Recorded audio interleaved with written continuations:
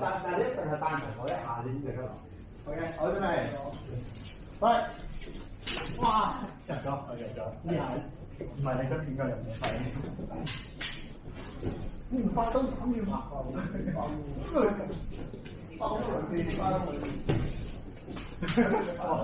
冇，有啦，即係試得好，應該真係喂，真係咁樣係最好，係啊，真係最快啊！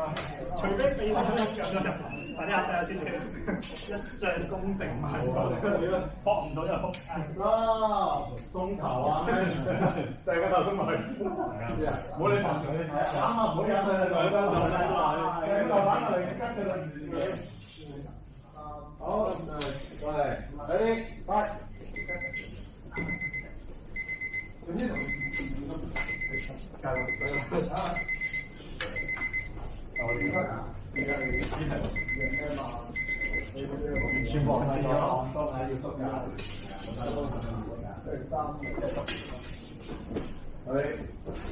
我哋呢卷刀仔嘅成10幾寸，夠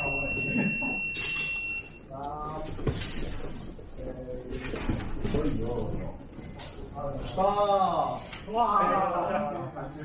你應該去晒嘅，係咪咧？係啦，你開始咁去晒，但可能佢快過你咁樣。不過你啲汁真係好快，所以咧你就可以你有嘅優勢咧，你一係其實對手你要睇，即係你咁樣咧，其實你好快。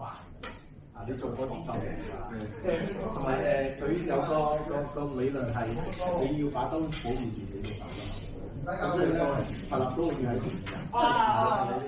定咗啊！呢度會你把刀係啦，我已經中咗啦嘛。咁記住咧，即係把刀喺前就可以上。咁咧，你咁樣咪上架？我聽到。